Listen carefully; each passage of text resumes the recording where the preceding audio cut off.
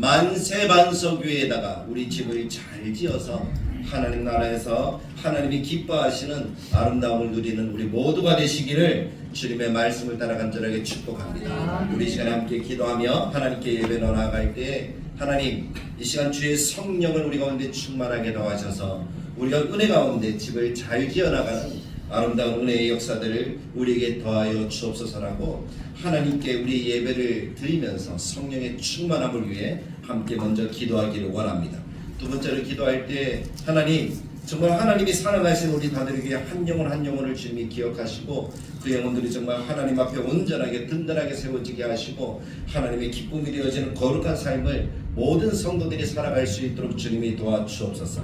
특별히 연약한 성도들을 주님이 붙들어 주시기를 원합니다. 우리 옥태명 집사님 건강을 더하셔서 하나님께서 허락하시는 예배를 할 수 있는 은혜를 더해주시고 우리 옥경진 성도 가슴에 뼈가 조금 다쳐서 오늘 많이 아프시겠다고 그러면서 나오지 못하시는데 위에서 기도해 주시고 우리 곽소연, 김영훈 오늘 전화니까 또 전화를 안 받는데 그 마음속도 위로해 주셔서 하나님의 은혜로 잘 나올 수 있도록 우리의 든든한 기둥이 되어지고 절거리가 되어지도록 주님이 역사하시고 우리 수만 형제도 오늘 오시겠다고 했는데 좀 늦는 것 같아요. 위에서 기도해 주시고 우리 또 은진, 주한이 위에서도 우리 젊은이들이 하나님 앞에 나와서 예배할 수 있는 그런 교회가 되어지도록 주님 역사와 은혜를 더하여 주옵소서라고 우리의 성도들을 기억하면서 기도해 주시길 원합니다. 세 번째는 예배 가운데 하나님께서 성령의 충만함으로 우리 모든 성도들이 같이 은혜를 얻고 샘을 얻는 시간이 되도록 주님이 역사해 주옵소서라고 우리 믿음으로 함께 기도하며 나가겠습니다. 기도합니다. 참 좋으신 하나님 아버지 은혜를 감사합니다. 우리 주님이 함께 하신 우리를 예배 가운데 모여주시니 감사합니다. 우리의 마음속에 성령을 임하여 주옵소서. 하나님 우리가 하나님을 의지하고 하나님을 바라보면서 믿음의 예배를 온전하게 드릴 수 있도록 주님이 도와주시기 바랍니다.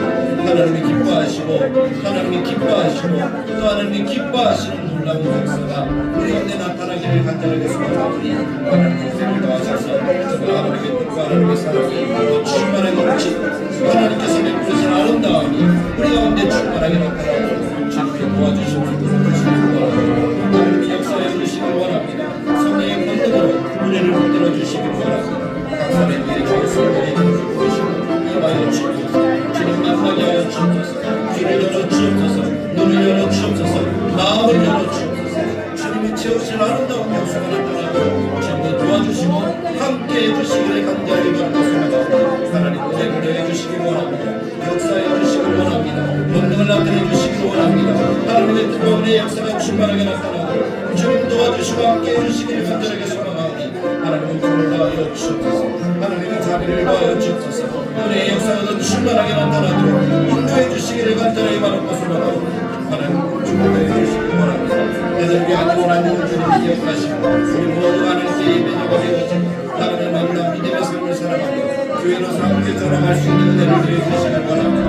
연약한 성도와 함께 전화하게 하여 주옵소서. 옥태경 집사님, 옥태경 성도님 영혼의 지원 하나님께서 멸시 우리 안에 성도이시 주한씨 그리고 하나님의 수고하시를 주님이 기억하시고 하나님의 은혜 속에 믿음으로 자라가게 하시고 능력으로 자라가게 하시고 마음으로 자라가게 하시고 우리 언더들이 예배자가 되라 하나님을 싣게 하시고 하나님들에게 하나님 강대로 불러서 하나님의 나라가시고 축복하시고 사랑하는 것을 나타내주시길 원합니다. 하나님 함께 아름다운 아들의 교회 속에 정말 성령께서 역사해 주신 은혜 하나님 도와여 주옵소서. 우리의 마음속에 감동을 더하시고 우리의 심령 속에 하나님의 은혜와 하나님의 사랑이 넘치도록 주님이 넓어와 주시기를 원합니다. 하나님 이 시간 주의 성령을 충만케 하시고 우리 예배를 받아 주옵소서. 하나님 기뻐하시는 예배가 되게 하여 주옵소서. 하나님 교훈들 예배가 되게 하여 주옵소서. 다들 온전하게 예배하는 거룩한 은혜를 나타내 주시기를 원하오니 아버지 함께 해주시기 바랍니다. 임하시옵소서. 세임을 얻게 하여 주옵소서. 우리로 하나님께서 하신 영광을 주님께 돌보아 주옵소서. 우리 다같이 자리에서 일어나셔서 우리 하나님을 찬양함으로 하나님께 예배로 나아가는 이 시간이 되기를 원합니다. 우리 완전하신 나의 주 함께 찬양드리겠습니다.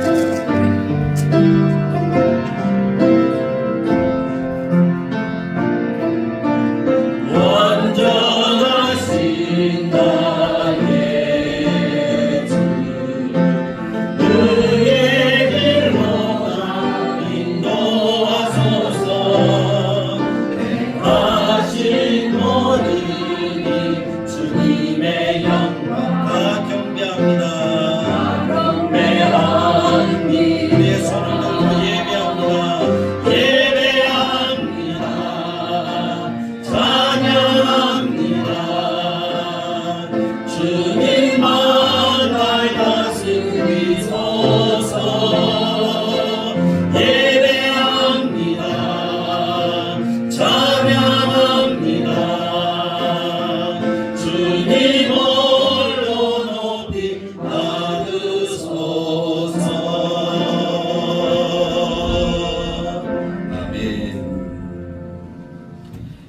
여호와는 내게 복을 주시고 너를 지키시기를 원하며 여호와는 그의 얼굴을 내게 비추사 은혜 베푸시기를 원하며 여호와 고백한 이 고백대로 하나님 우리들에게 주시는 말씀, 그 말씀이 우리의 가슴속에 새겨져야 되는데 그 말씀의 제목 같이 한번 읽어보겠습니다. 시작. 제자가 되어가는 베드로. 한 번 더요. 제자가 되어가는 베드로. 제자가 되어져 간다. 그럼 그 말 속의 의미는 뭡니까? 제자는 되었지만 아직 온전한 제자로 되어지기까지는 아직 더 훈련이 필요하다라는 그런 말씀의 의미겠죠. 오늘 우리가 읽은 본문은 요한복음 13장 36절부터 38절까지의 말씀입니다. 어떻게 보면 베드로가 예수님의 제자가 되어서 하나님의 영광을 나타내고 이제 어느 날 교회의 중심이 되어서 복음을 전도하는데 그렇게 되기까지 해서 어떻게 보면 가장 위기의 순간이 이 시간이 아닐까 하는 그런 생각이 들 정도의 말씀이에요. 베드로는 지금 예수님께 어떻게 하고 있어요? 내가 목숨까지 버리면서 주님을 따르겠다. 그렇게 고백을 하고 있잖아요. 근데 예수님은 38절에 보면 뭐라고 이야기하십니까? 베드로에게 몇 번 예수님을 부인하게 될 것이라고요? 3번 부인하게 될 것이라고.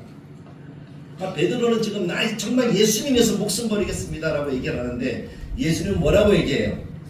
그것은 나중에 할 일이고 지금 네가 어떤 일이 벌어질 거라고요? 3번 예수님을 부인할 거라고. 사랑하는 성도 여러분, 여러분들이 그 얘기를 들으면 여러분들은 어떤 마음이 들 것 같습니까? 이경자 집사님 어떤 마음이 들 것 같아요? 서운, 당연히 서운하겠죠, 맞죠? 우리 이경자 집사 어떤 마음이 들 것 같아요? 예수님 계속 따르고 싶겠습니까? 아닙니다.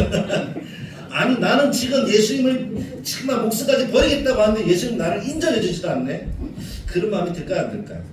그런 마음도 들겠죠. 서운하고 답답하고 내가 예수님 믿는다고 정말 제대로 이렇게 보여드리지 못했나? 예수님은 3년 동안 나를 봐놓고도 난 이것밖에 생각 안 했나? 그런 생각이 들 수도 있을 것 같아요. 만약에 그런 마음이 내 마음속에 자리 잡아서 가룟 유다처럼 마귀가 그 마음속에 싹 들어가서 그 마음을 흔들어 놓으면 사실 어떤 일까지 벌어질까요?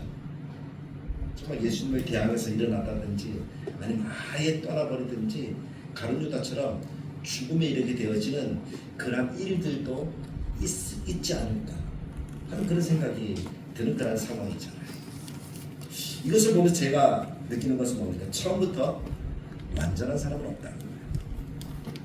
처음부터 모든 것을 다 갖추고 이룬 삶은 한 사람도 없다는 거예요.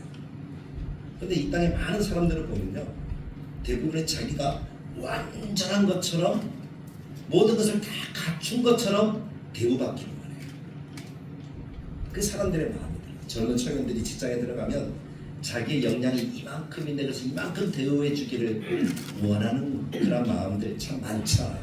근데 실제로 나가보면 어떻습니까? 자기가 아는 것, 할 줄 아는 것 아무것도 없다는 것을 조금 지나고 나면 알게 될 거예요. 제가 그렇더라고요.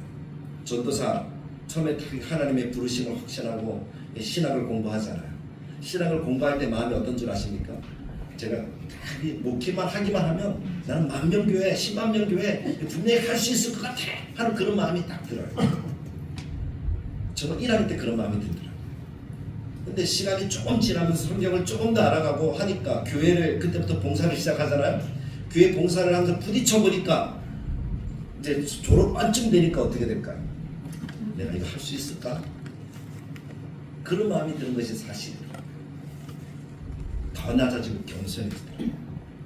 그리고 한 교회에서 10년, 20년 오래 이렇게 목회를 하시는 선배님들을 다 생각하니까 존경하는 마음이 생겨요. 왜냐하면 전도사 생활하면서 이 부딪히는 그런 일들 때문에 교회를 바꾸고 싶다라는 생각이 수도 없이 드는데 어떻게 10년, 20년 한 교회에서 목회를 하실 수 있을까? 또 성경을 설교하는데 어떻게 창세기부터 요한계시록까지 다 설교를 하실 수 있을까? 그런 생각도 들더라고요. 저는 지금 성경을 봐도 설교 못할 것 같은 그런 부분들이 너무 많아요. 어떻게 이것을 풀어가지? 그런 생각이 드는 본문들도 얼마나 많은지. 그런데 그렇게 목회를 오랫동안 하시면서 훌륭하게 하시는 그런 분들을 보면 그냥 존경이 가는 거예요.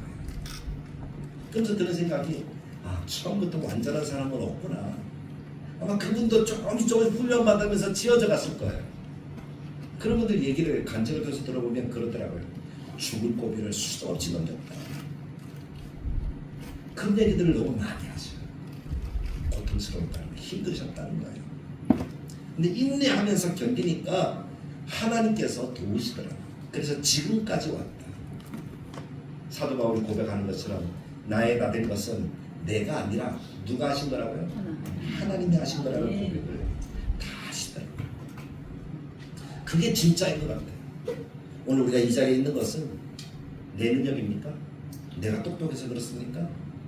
누구 은혜입니까? 하나님의 은혜인 줄 믿습니다. 하나님의 은혜입니다. 그것을 깨닫기까지는 사실 수도 없이 많은 시간들이 필요한 것 같아요. 세속들이 처음 장교에 와서 느끼는 것이 뭔가 하면 이 교회는 아이가 없네? 이 교회는 가르치는 것이 없네? 그런 생각들이 많이 들어요. 작은 교회니까 영향이 안 되잖아요. 목사님은 영향이 있어도 시간이 없을 거예요. 시간이 없어요. 가르치는 시간. 제가 안타까운 것이 뭔가 하면 저는 옛날에 주일학교도 잘했고 유치부를 진짜 잘했거든요. 초등학교, 중고등 청년들 다 했었거든요. 근데 목회를 하다 보니까 제가 어느 순간에 어른에게 맞추어지더라고요. 그래서 아이들이 오면 지금은 내가 할 수 있을까 하는 그런 생각이 들어요. 처음 담임할 때는 내가 다 할 수 있다라고 생각을 했어요. 아이들도 청년들도 어른도 다 할 수 있어. 왜냐하면 나는 그만큼 능력이 되니까. 근데 시간이 지나니까 그게 아니에요. 완전할 수가 없어요. 처음 시작할 때는 사람들이 다 기대감이 있어요. 그런데 처음 시작하는 사람은 기대감이 있는 반면에 또 무엇도 있을까요? 두려움도 있어요. 연약함이 있어요. 그래서 하나님께서는 여호수아에게 맡기실 때 여호수아에게 하셨던 말씀이 뭡니까? 처음에 어떤 말씀하셨어요? 두려워하지 마라. 놀라지 말라. 그 말씀을 하시더라고요. 그리고 하나님이 함께 하신다라는 말씀을 주시더라고요. 그런 두려움과 연약함들이 우리들에게 있다는 거예요. 그리고 기대감이 있다는 거예요. 근데 그 기대감은 잠시예요. 현실에 부딪히면 내가 참 못하는구나 하는 것들을 더 많이 느끼는 것이 삶의 모습입니다. 그것이 정상입니다. 근데 그것을 느끼는 사람을 하나님 어떻게 하실까요? 쓰십니다. 그것을 느끼지 못하고 여전히 자기에게 매겨 있는 사람은, 자기가 최고라고 생각하는 사람은 하나님이 쓰실 수가 없으시더라고요. 아이들이 어떤 일을 할 때 아빠 내가 하는 거 봐봐 하면서 이렇게 하는데 그때 아빠가 도와주면 아이들은 어떨까요? 제대로 못해요. 화내요. 내가 한다니까 하고 그러더라고요. 그때는 도와줄 수가 없잖아요. 근데 하다가 안 되면 어떻게 해요? 눈치를 슬슬 보잖아요. 그럼 그때 어떻게 하는 거예요? 물어봐 주면 되는 거예요. 그러면 도와줘라는 이야기가 들릴 때 어떻게 하죠? 도와주면 관계가 얼마나 좋아지는지. 사람이라는 것이 그렇게 돼야 되는데 끝까지 자기가 최고다라고 살아가면 결국 아무것도 이룰 수 없다는 사실을 우리가 기억할 수 있기를 간절하게 바랍니다. 그런 의미에서 베드로, 이 베드로를 생각할 때 하나님이 그래서 베드로를 쓰셨구나 라는 그런 생각을 가지게 되어집니다. 근데 저는 분명하게 그런 마음이 있어요. 하나님 우리를 부르실 때 우리를 제자 만들기 위해서 부르셨다. 그래서 내가 제자구나 하는 그 마음을 가지고 베드로처럼 살아가면 하나님께서 크게 쓰시는 아름다운 역사를 이루는 하나님의 자녀가 되어지도록 도와줄 줄 믿습니다. 제자됨에 대한 자존감을 가지고 모든 삶들을 시작하는 하나님의 자녀들이 되길 간절하게 축복합니다. 제자는요, 선생이 책임집니다. 끝까지 책임집니다. 예수님께서 말씀하셨잖아요. 믿는 자들을 하나님의 손에서, 예수님의 손에서 빼앗을 자가 있다 그랬습니까? 없다 그랬습니까? 없다 그러셨잖아요. 그 말은 끝까지 책임지고 지키셔서 결국에는 무엇 되게 하신다고요? 제자 되게 하셔서 하나님이 쓰시는 아름다운 인물이 하나님이 되게 하신다는 거예요. 그 은혜를 누리는 우리 모두가 되고 내 마음속에 하나님이 나를 부르셨다, 나를 사랑하셨다, 나를 택하셨다 하는 그 마음을 가지고 하루하루를 살아가는 하나님의 백성들이 되시기를 간절하게 축복합니다. 모든 제자는요 부르심에서부터 시작합니다. 불러주지 않으면, 선택하지 않으면 제자가 될 수가 없습니다. 근데 그 제자는 선생의 눈에 들어야 됩니다. 제자가 스스로 찾아와서 나 제자로 삼아주세요 그런다고 선생이 다 제자로 삼아주는 건 아니에요. 주님이 보시고 택하여 주시는 거예요. 그러면서 우리 모두는 택함받은 하나님의 자녀들이라는 사실을 기억하시길 간절하게 축복합니다. 오늘 아침에 저희에서 문자를 다 나누셨죠. 그 문자의 말씀에 내가 주님을 택한 것이 아니라 누가 나를 택하여 세웠다고요?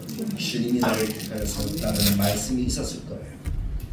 안 읽어보고 오신 분도 있을 것이고 읽어보고 오신 분도 계실 거예요. 주님이 우리를 택하여 세우셨습니다. 베드로도 마찬가지예요. 열심히 밤새도록 고기를 잡았어요. 근데 그 밤에 고기를 잡았습니까? 못 잡았습니까? 한 마리도 못 잡았어요. 그래서 다음 날에서 그물을 깃고 있어요. 준비하고 있어요. 그런 면에서 베드로는 자기의 삶에 충실한 사람이었다. 비록 그가 배운 것 잘 먹고 힘만 쓰는 그런 일을 하는 사람이었음에도 불구하고 다음을 준비할 줄 아는 자기 일에 충실한 사람이었다는 거예요. 근데 예수님께서는 베드로가 그렇게 고기를 잡을 때 물가에서 많은 사람들에게 복음을 전하고 계십니다. 사람들이 자꾸 몰려오니까 예수님이 바닷가에 서 있을 자리가 있어요, 없어요? 없었어요. 그래서 그물을 묶고 있는 베드로에게 어떻게 합니까? 배를 조금 빌리자. 배 위에서 말씀을 전하니까 사람들이 이제 몰려오지 않으니까 자유롭게 복음을 전할 수 있는 거예요. 말씀을 다 전하셨어요. 이거 베드로에게 이야기를 합니다. 뒤에서 조금 듣고 있던 베드로에게 깊은 데로 가서 그물을 내려라.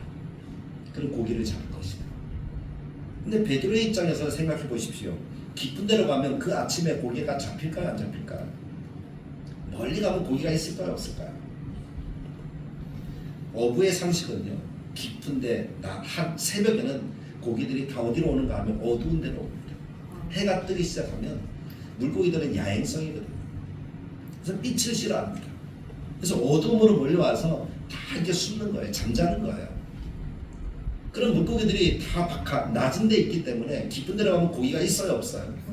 고기가 없는 거예요. 없는 거예요. 그러니까 베드로는 그것을 알아야 몰라요. 어부니까 잘할 거 아니에요. 그럼에도 불구하고 말씀을 전하시는 예수님의 말씀에 감동을 받은 베드로는 뭐라고 얘기합니까? 내가 밤새도록 수고해서 잡은 것이 없지만 말씀에 의지하여 내가 어떻게 하겠다? 그물을 내리겠습니다 하고 이야기를 합니다. 그것이 예수님과 베드로의 만남이잖아요. 근데 아직 베드로는 예수님 누군지 몰라요. 다만 랍비인 줄 알고 랍비가 이야기를 하니까 순종했을 뿐이에요. 그물을 내렸어요. 그랬더니 내리자마자 어떤 일이 벌어집니까? 고기가 그물 속으로 오기 시작합니다. 잡았는데 끌어올리는데 자기 혼자 끌어올릴 수 있어요, 없어요? 끌어올릴 수 없어요. 그래서 저기 있는 친구를 부릅니다. 요한 야고보 와서 도와줘. 근데 요한 야고보가 달려와서 어떻게 하는 거예요? 그물을 끌어올렸더니 찢어질 정도로 고기가 많이 잡히는 거예요. 할렐루야. 순종하였더니 하나님이 이런 역사를 나타내 주시는 것이죠. 베드로가 그때 그 배 위에 계신 예수님께 어떻게 하는 거예요? 무릎을 꿇고 예수님, 나는 죄인입니다. 나를 떠나세요. 말씀으로 고기를 몰아오시는 그 예수님, 자기는 평생 어부짓을 해도 이렇게 많은 고기를 잡을 수가 없는데 예수님이 한번 말씀하시니 그 말씀에 순종하였더니 이런 기적을 이루어주신 그 예수님을 보니까 그분 앞에 나는 죄인인 것을 깨닫게 되는 거예요. 거룩하신 그분 앞에 죄인인 내가 함께 할 수 없다는 거예요. 그것이 정말 주님을 만난 사람의 고백이죠. 정말 거룩하고 위대한 사람 앞에 서면 나는 초라해지잖아요. 왠지 작아지잖아요. 그게 정상이거든요. 베드로가 그랬어요. 자기를 내세울 수 없는 거예요. 어부된 자기를 내세울 수 없는 거예요. 예수, 이분은 고기 잡는 방법을 전혀 모르는 분이었지만 자기보다 능력이 많으신 하나님이셨죠. 그래서 베드로는 예수님께 고백을 합니다. 나는 죄인입니다. 나를 떠나세요. 그때 예수님이 베드로에게 뭐라고 얘기합니까? 뭐라고 얘기하셨어요? 나를 따르라. 나를 따르라.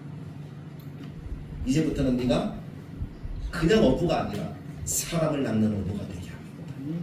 그의 사명을 바꾸어 주시는 거지. 나를 따르라. 그렇게 불러주시는 거예요. 베드로는 그 예수님의 말씀을 듣고 어떻게 합니까? 어부된 것을 어떻게 하죠? 다 내려놓습니다. 금도 버리고 배도 버리고 어떻게 한 거예요? 예수님을 따라갔습니다. 할렐루야. 그것이 제자입니다. 부르시고 만나고 부르시고 만나고 택하여 부르셨어요. 그때 순종하니 제자가 될 수 있었던 것입니다. 근데 제자 되지 못하는 사람은 어떨까요? 예수님 아니야, 나 지금 이 배를 팔아야 돼요. 나 그물을 버릴 수가 없어요. 나 사람 낳는 방법을 몰라요. 그렇게 자꾸 자기만 바라본다면 우리는 예수님의 제자가 될 수 있을까요? 없을까요? 없다는 거예요. 그럼에도 불구하고 메시아 되신 예수님을 발견하고 그 예수님을 따라가면, 모든 것을 버리고 따라가면 예수님의 제자가 되는 줄 믿습니다. 그것을 위해서 예수님이 부르신 거예요. 우리를 성도로 부르셨다. 그럼 하나님의 영광을 위해서 우리를 사용하시기 위해 부르셨습니다. 그럼 우리 생각이 어떻다, 우리 생각이 어떻다 하는 그 생각들을 다 어떻게 해야 된다는 거예요. 내려놓지 않으면 우리 하나님의 일을 할 수가 없다는 거예요. 하나님이 무엇을 기뻐하실까, 하나님이 왜 나를 택하셨는가 하는 그것에 대한 분명한 하나님의 소명을 가져야 되는 줄 믿습니다. 그 소명이 사람을 낳는 어부가 되게 하리라, 사람을 취하리라 하는 그 말씀인 줄 믿습니다. 그 새로운 사명을 깨닫는 거예요.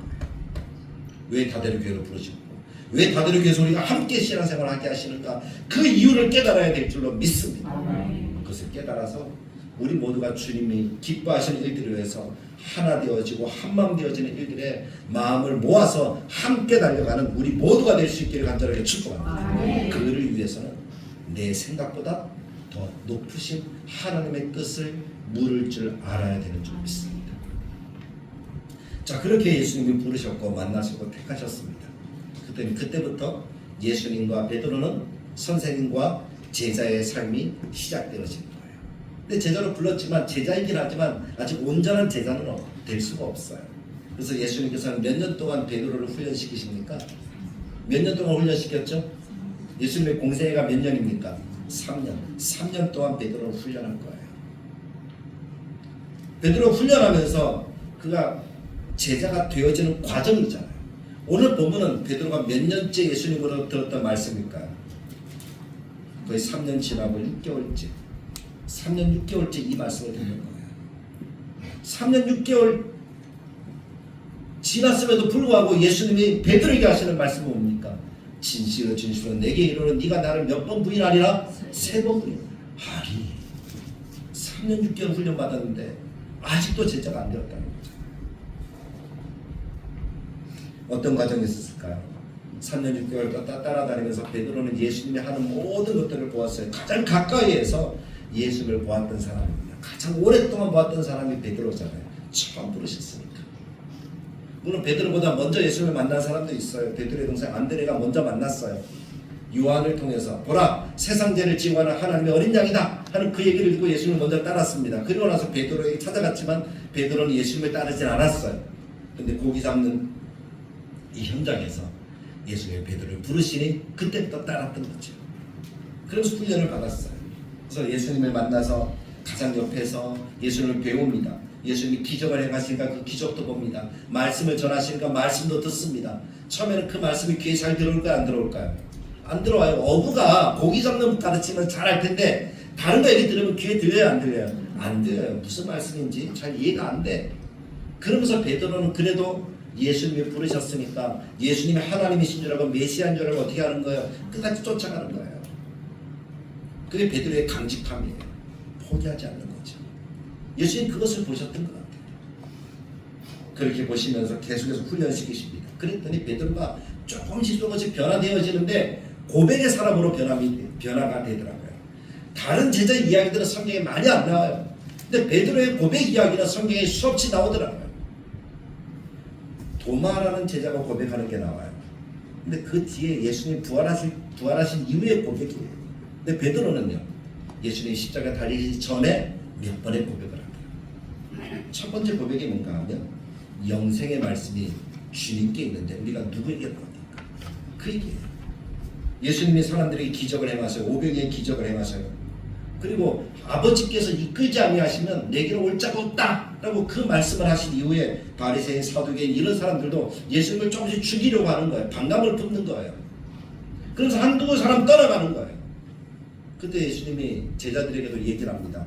왜냐하면 예수님과 같이 움직였던 제자 12명 외에 여인들 몇 사람 외에 더 많은 사람들이 있었거든요.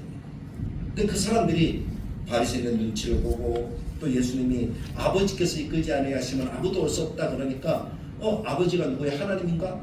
신성모독이네 하면서 어떻게 한 거예요? 조금씩 떠나가니까 예수님이 제자들에게 한 번 더 물어요. 너희도 가려느냐? 그때 베드로가 딱 나서서 하는 얘기가 뭡니까? 주여. 우리가 앞에서 봤어요. 요한복음 6장에 보면 영생의 말씀이 여기에 있는데 주께 있는데 우리가 누구에게로 가보니까 주는 하나님의 거룩한 자이신 줄 믿고 알았습니다. 이렇게 고백을 합니다. 베드로가 잘 듣지 못하고 이 배움이 짧지만은 예수님이 하시는 모든 것들을 보니까 예수님이 누구라는 거예요? 하나님의 거룩하신 자 메시아인 것을 분명히 알 수가 있었다는 거예요. 그래서 베드로는 예수님을 떠날 수 있었다 없었다? 없었다는 거예요. 그 믿음의 고백. 그리고 베드로는 또 어떤 고백을 합니까? 또 예수님이 이제 십자가를 지시기에 얼마 남겨주지 않고 제자들과 이야기를 하십니다. 마태복음 16장 또 요한복음 더 뒤에 보면 예수님이 마지막 현장에서 제자들에게 물어봅니다. 사람들이 나를 누구라 하되? 그랬더니 제자들이 들었던 얘기들이 많잖아요. 어떤 사람은 엘리야라고, 어떤 사람은 세례 요한이 죽었다가 살아났다고 하고, 어떤 사람은 그 선지자라고까지 또 이렇게 이야기하더이다. 이렇게 이야기를 하는 거예요. 사람들의 이야기를 들었으면 그 이야기를 우리는 어떻게 할 수 있어요? 전할 수가 있잖아요. 그것은 어려운 게 아니에요. 내 얘기가 아니고 다른 사람 얘기니까. 그런 얘기 누구든지 다 할 수가 있어요. 근데 예수님이 뭐라고 얘기합니까? 중요한 것은 뭔가 하면 지금 따르는 제자들의 고백이잖아요. 그러면 너희는 나를 누구라 하느냐? 예수님이 그렇게 물어보셔요. 그런데 베드로가 뭐라고 얘기합니까?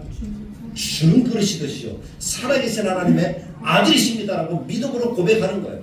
12제자가 다 있었어요. 근데 누구만 고백했다고요? 베드로가 고백했다고. 할렐루야. 그게 중요한 겁니다. 중요한 겁니다. 고백할 수 있는 믿음, 그것이 중요한 거예요. 내 믿음을 고백해야 돼요.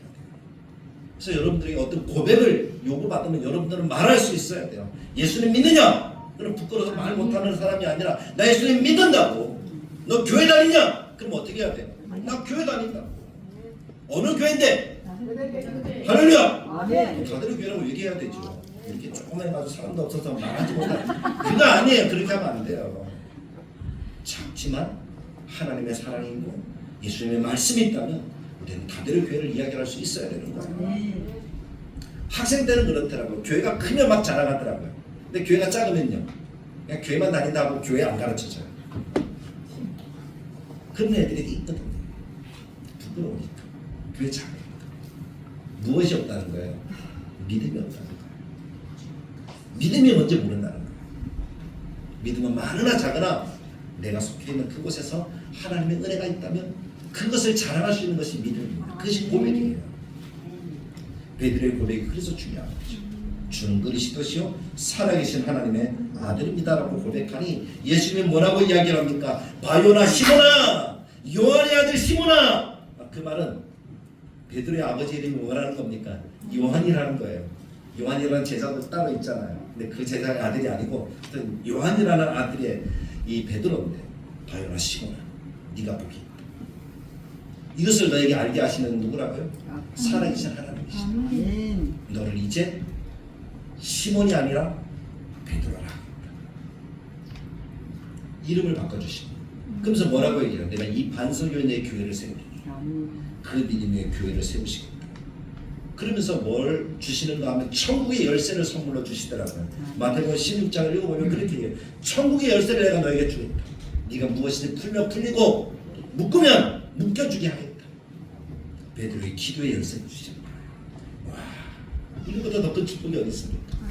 우리가 기도하는 대로 하나님이 어떻게 하셨다는 거예요? 역사하시겠다는 것이잖아요. 믿음의 고백은 그런 하나님의 큰 선물까지 받아들이는 하나님의 은혜가 되어진다는 사실을 기억하십시오. 그래서 우리는 믿음의 고백을 할 수 있는 하나님의 아름다운 자녀들이 되어야 할 줄로 믿습니다. 그 고백이 오늘 베드로에게 뭐라고 얘기합니까? 예수님의 지신 십자가를 지고 따라가면서 예수님이 죽으시면 나도 죽겠습니다라고 장담할 수 있는 그러한 신앙이 되게 했다는 겁니다. 예수님이 십자가에 죽으실 것 이야기를 하십니다. 베드로가 항변까지 합니다. 믿음의 고백을 했음에도 불구하고 예수님이 십자가를 지는 것을 이해하지 못했어요. 죽는 것을 이해하지 못했어요. 여러분, 지금까지 베드로가 고백을 했지만 베드로의 생각 속에는 아직도 자기 생각이 있어요. 내 생각에는 예수님이 이 로마 제국에서 우리를 구원해 줄 분이라고 생각했던 거예요. 근데 예수님이 죽으면 구원해 줄 수 있어요, 없어요? 죽으면 끝이잖아요. 주님이 말씀하신 것은 로마 제국을 얘기한 게 아니에요. 거룩한 하나님의 나라, 모든 인류가 구원받는 하나님의 사랑을 얘기해요. 베드로는 아직도 누구 생각을 가지고 있어요? 자기 생각. 이것이 사상적 생각이에요. 자기 생각에 매여 있으면 우리는 아무것도 할 수가 없어요. 이것이 깨뜨려져야 진실로 하나님을 볼 줄로 믿습니다. 근데 그것이 안 깨뜨려지니까 어떻게 하는 거예요? 예수님의 멱살을 붙들고 항변하는 거예요. 예수님이 그렇게 지금까지 우리를 데리고 와놓고 이제 죽으시면 어떻게 되는 거예요? 그렇게 예수님께 항변하니까 예수님이 뭐라고 얘기하셨어요? 사탄은 뭐예요? 그래서 그 뒤에 뭐라고 얘기합니까? 나를 따르라. 자기 십자가를 지고. 그렇게 말씀하시면 뭐라고 얘기합니까? 너희가 다 나를 버릴 거야. 근데 베드로가 뭐라고 얘기했습니까? 아니, 예수님, 나는 내가 죽으면 죽었지. 예수님 어떻게 한다고요? 끝까지 따르겠습니다. 최후의 만찬의 현장에서도 베드로와 제자들은 뭐라고 얘기합니까? 주님 끝까지 따르겠다. 그때 예수님 베드로에게 뭐라고 얘기합니까? 그래, 네가 그럴 수는 있을 거야. 내가 죽는데 너도 같이 동참할 수 있을 거야. 그러나 지금은 네가 나를 3번 부인하게 될 거야. 그 얘기를 듣습니다. 참 안타깝죠. 시험에 들 만한 상황이에요. 근데 그 말이 듣고 나서 베드로는 어땠을까요? 베드로는 예수님을 부인하겠다는 마음을 가졌을까요? 안 가졌을까요? 여러분들 같으면 어떨 것 같아요? 우리 박가 변호사님, 예수님 그렇게 말씀하시면 그래, 나 예수님 3번 부인할 거야. 이런 마음 가지겠습니까? 어떻겠습니까? 결코 아닐 거야. 이런 마음 가지겠죠. 나 결코 예수님 부인할 수가 없어. 나 예수님 부인 안 할 거야. 예수님 말씀하시는, 그래 봐봐, 내가 어떤 사람이 보여줄게. 그런 마음으로 살아가지 않겠습니까? 그게 진짜잖아요. 근데 예수님 안 믿었다면, 그래, 나 예수님 팔아버리고 말지 마. 그런 마음으로 나를 안 믿는데 나는 그냥 떠나갈 거야. 그런 생각으로 한다면 그 사람은 믿음이 없는 거예요. 정말 예수님 사랑하고 믿음이 있다면, 그래, 난 예수님 절대 부인하지 않는 것을 보여줄 거야. 그런 마음으로 베드로는 예수님 붙잡혀갈 때 어떻게 한 거예요? 재판받는 현장까지 베드로가 어떻게 했다고요? 따라갔다고 그래요. 따라갔다. 다른 제자들은 다 도망갔어요. 근데 베드로는 따라갔어요. 그것만 봐도 베드로는 그래, 나는 부인하지 않을 거야 하는 그 마음이 강했던 것 같아요. 들어가서 딱 보니까 본문 속에 자세히 읽어보면 베드로가 어떻게 하고 있어요? 마가복음 14장에 보면 여종 2명이 나오고 사람들이 나오더라고요. 여종 1명이 너는 보니까 그 사람과 같이 있었다. 이렇게 얘기할 때 베드로가 어떻게 했다고요? 그냥 부인했대요. 아니 같이 안 있었어. 그러니까 그 옆에 또 다른 여종이 뭐라고 합니까? 이 사람은 그 도당이야 라고 이렇게 이야기를 합니다. 그랬더니 베드로가 또 뭐 어떻게 했다고? 또 부인했다고 얘기를 합니다. 근데 마가복음 천천히 보면 조금 후에 곁에 서 있던 사람들이, 그 곁에 서 있던 사람들은 말구에 귀를 베었던 현장에 있었던 사람인 것 같아요. 그때 베드로가 있잖아. 베드로가 베었잖아. 그러니까 너 분명히 거기에 있는 거 봤어. 그러니까 베드로가 뭐라고 얘기했어요? 마가복음 14장 71절을 보면은 베드로가 저주하며 맹세하래. 저주하며 맹세. 그래서 뭐라고 해요? 나 예수 안다 모른다? 모른다. 그리고 나서 어떻게 하는 겁니까? 뛰쳐나갔어요. 모른다라고 하는데 베드로의 머릿속에 스쳐 지나가는 생각이 뭡니까? 예수님이 생각나는 거예요. 말씀이 생각나는 거예요. 그리고 뛰쳐나가서 어떻게 했어요? 말씀이 생각나니까 베드로가 믿음이 있었다는 것이 무엇을 얘기하냐면 뛰쳐나가면서 통곡했더라. 누가복음 22장 62절에 보면 밖에 나가서 심히 통곡하며. 가룟 유다와 비교되는 것은 뭡니까? 가룟 유다는 찾아가서 대제사장들이 안 받아주니까 어떻게 했어요? 목며 죽으리라. 베드로는요 심히 통곡하며 하는 거죠. 말씀이 생각났다는 거예요. 위기의 순간에 하나님의 말씀이 생각나면 그 사람은 사는 줄 믿습니다. 그 사람은 제자로서 하나님이 사용하시는 그런 인생이 되는 줄 믿습니다. 그렇게 말씀이 기억나는 것도 하나님의 은혜였다는 것을 여러분들 아십니까? 예수님의 은혜였다는 사실 여러분들 아십니까? 예수님이 베드로에게 누가복음 22장에 이렇게 이야기해요. 32절에 보면 그러나 네가 나를 부인하리라 말씀하신 이후에 주님이 말씀하시는 거예요. 그러나 내가 너를 위하여 내 믿음이 떨어지지 않기를 기도하였노니 너는 돌이킨 후에 내 형제를 굳게 하라. 누가 기도하고 계십니까? 예수님이 지금 붙잡히셨어요. 재판받아요. 그 현장에서 누구를 생각하시나니까요. 제자를 생각해서 제자를 기도하시는 예수님을 우리는 기억할 수 있어야 될 줄로 믿습니다. 그렇게 기도하시니 말씀이 생각난 거예요. 이제 통곡할 수 있는 거죠. 은혜입니다. 원망이 있습니까? 불평이 있습니까? 그러면서 예수님을 이야기를 합니까? 그 시간이 여러분들의 은혜가 되기를 간절하게 축복합니다. 예수님의 말씀이 생각난다면, 예수님이 나를 왜 이거밖에 생각 안 해줘? 그런 마음이 생각난다면 그때가 하나님의 은혜를 누릴 때라는 사실을 기억하십시오. 예수님을 내가 이야기한다는 것 자체가 예수님이 나를 위해 기도하고 있다는 거예요. 지금도 성령과 함께 말할 수 없는 탄식으로 우리를 위해 기도하시는 분이 예수님 아니십니까? 그 은혜가 있기 때문에 우리가 넘어지지 않는 줄 믿습니다. 그것이 은혜인 줄 알고 주님을 붙들면 하나님께서 우리에게 기회를 주십니다. 우리가 요한복음 21장에 보면 예수님이 베드로를 만나서 기회 주시는 장면을 볼 수가 있잖아요. 저 같으면 어땠을까요? 부인하고 울긴 울었지만 그 베드로를 어떻게 했을까요? 이경재 집사님 같으면 어땠을까요? 3번이나 부인했어요. 모른다고 해서 그걸 예수님이 다 봤어요. 베드로가 어떻게 할까요? 야단치지 않을까요? 네 어떻게 그럴 수 있냐? 근데 예수님은요 베드로에게 한 번도 그렇게 얘기 안 하시더라고요.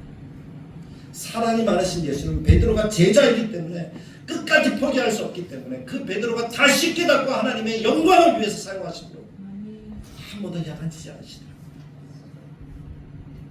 그리고 뭐라고 얘기하십니까? 바요나 시몬, 네가 여기 있는 이 사람들보다 나를 더 사랑하느냐? 사랑을 부르시더라고요. 베드로가 뭐라고 얘기합니까? 예수님 사랑합니다. 학자들은 그 사랑을 얘기를 하면서 예수님이 물었던 사랑과 베드로가 대답하던 사랑이 다르다 이렇게 얘기를 하는데 굳이 그렇게까지 얘기할 필요가 있습니까? 사랑하느냐? 그럼 예수님 사랑합니다. 예수님이 뭐라고 얘기합니까? 내 양을 먹이라. 두 번째 또 똑같이 묻잖아요. 네가 나를 사랑하느냐? 예수님이 베드로가 뭐라고 얘기합니까? 예수님 사랑합니다. 내 양을 치라. 3번째 물으십니다. 바요나 시몬아, 네가 나를 사랑하느냐? 3번째 물으시니까 베드로가 뭐라고 얘기합니까? 어떤 생각이 들었어요? 부끄러움이 드는 거예요. 감히 대답하기가 너무 부끄러운 거예요. 왜 그랬을까요? 자기가 예수님 3번 부인했는데 그게 생각나지 않았겠습니까? 머뭇거리다가 주님 아시잖아요. 사랑합니다. 그랬더니 예수님이 다시 내 양을 먹이라. 그렇게 말씀하시는 거예요. 그게 주님의 사랑이잖아요. 그리고 그 제자들에게 성령을 선물로 주시고 평강을 주시고 부활하신 예수님을 만나게 하시는 그 하나님의 크신 은혜들을 누리도록 그렇게 만들어 주시지 않습니까? 그래서 제자가 정말 제자가 되어서 예수님처럼 예수님이 행하시는 것보다 더 큰 일을 하는 그런 제자가 되어서 하나님의 교회를 세우고 지금 우리에게까지 복음이 증거되어지는 그런 기초 정말 반석이 되어지는 그런 역사들을 살아갔다 하는 것을 우리가 깨달을 수 있지 않습니까? 되어져가는 거 쉬운 일은 아닐 거예요. 그러나 그 순간순간에 우리 오늘 말씀을 들은 것처럼 주님 앞에 서서 겸손하게 주님을 바라보면서 끝까지 주님과 함께하는 그런 삶의 노력들이 필요하리라고 믿습니다. 믿음은 끝까지 가는 거예요. 여러 가지 중간에 사건 사고가 있습니다. 잘할 때도 있고 잘못할 때도 있습니다. 그때마다 주님 우리를 사랑으로 바라보십니다. 근데 우리의 생각이 자꾸 커지면 우리는 곁길로 갑니다. 그럼 우리 생각을 내려놓고 내 좀 힘을 빼고 주님 바라보면 하나님이 우리를 제자가 되게 하셔서 정말 주님이 기뻐하시는 아름다운 역사들을 이루어갈 수 있도록 도와주실 줄 믿습니다. 말씀을 정리합니다. 사랑하는 다들에게 교회 여러분, 이 말씀을 붙들고 우리도 베드로처럼 고백의 사람이 되도록 힘씁시다. 주님에 관한 온전한 고백을 해야 돼요. 내 생각이 아니라 나의 믿음을 고백할 수 있는 사람이 되어야 될 줄로 믿습니다. 베드로처럼 주님이 기도해 주시는 삶을 살아가는 하나님의 거룩한 제자가 되기를 원합니다. 주님 끝까지 나를 위해 기도하고 계시다는 사실을 잊지 마십시오. 믿음이 떨어지지 않기를 기도하시는 분이 예수님이십니다. 지금도 하나님 보좌 우편에서 나를 위해서 기도해 주시는 분이 예수님이십니다. 그리고 베드로처럼 주님의 그 사랑을 깨달으며 복음을 위해서 달려가는, 복음을 전하는 우리가 되기를 간절하게 축복합니다. 복음은 생명까지도 내어놓는 것이 복음이죠. 복음을 받은 사람이 살아가는 삶의 모습이잖아요. 우리가 지난 선교를 다녀왔지만 선교의 길은 여행이 아니에요. 힘든 길이에요. 그 일을 하는 선교사님을 만나는 거예요. 그러면서 우리도 하나님의 뜻을 깨닫는 거죠. 어려운 현장들을 보는 거예요. 그 땅의 힘든 일들을 보는 거예요. 그것을 극복하고 복음을 전하는 거. 그것이 선교니까. 그래서 우리가 주기에 복음을 전하기 위해서 선교를 하지만 또 우리의 삶은 여기에 있으니까 여기에서 우리는 전도를 하는 거죠. 사람들이 안 받아줄 거예요. 안 믿을 거예요. 그러나 우리의 기도해 주시는 예수님처럼 우리도 그 사람들에서 어떻게 하는 거예요? 끝까지 기도하는 거예요. 그럼 하나님이 마침내 구원의 은혜를 베풀어 주시고 하나님의 교회가 아름답게 세워지도록 지어져 가도록 만들어 주실 줄 믿습니다. 그 일에 쓰임받는 사람이 제자가 되어져 가는 거예요. 그래서 우리가 베드로처럼 주님의 제자가 되어져 가는 복된 삶을 통해서 하나님의 큰 은혜와 영광을 나타내는 아름다운 주님의 백성들이 다 되시기를 주님의 말씀을 따라 간절하게 축복합니다. 참 좋으신 하나님 아버지, 은혜를 감사합니다. 제자가 되어져가는 베드로를 보면서 하나님의 은혜를 생각하고 깨닫습니다. 하나님, 이 시간 주님의 허락하시는 은혜를 우리들에게 더하셔서 우리도 주님의 제자 베드로처럼 주님의 제자로 지어져가는 아름다운 삶을 살아가게 하여 주옵소서. 내 생각을 내려놓고 주님 말씀을 순종하고 주님을 따르게 하여 주옵소서. 그 믿음을 고백할 줄 아는 사람이 되게 하여 주옵소서. 끝까지 주님을 포기하지 않고 주님 우리를 포기하지 않으신다는 사실을 기억하면서 우리를 기도해 주시는 주님을 알게 하여 주옵소서. 그리고 복음을 위해서 주님과 함께하는 삶을 살아가도록 우리의 신앙을 또 굳건하게 세워가는 다들에게 모든 교우들이 되어서 베드로처럼 제자로 되어져가는 우리의 삶이 되도록 주님이 역사하여 주옵소서. 한량없는 은혜와 사랑과 긍휼을 우리들에게 더하셔서 아름다운 다들의 교회 지어져 가도록 우리 한 사람 한 사람 주님의 성령으로 충만케 하시고 예수님 기도하여 주시고 고백의 사람이 되도록 역사해 주시길 간절하게 바라고 소망할 때에 우리 주 예수님의 이름으로 기도드리옵나이다. 아멘. 이제는 우리 주 예수 그리스도의 은혜와 하나님의 사랑과 성령님의 감화, 감동, 축복하시는 역사가 베드로처럼 제자가 되어져가는 사랑하는 다들의 교회 모든 성도들 머리머리 위에 그리고 이전에 함께하는 모든 자녀들 머리머리 위에 지금부터 영원토록 함께 계실지어다. 아멘.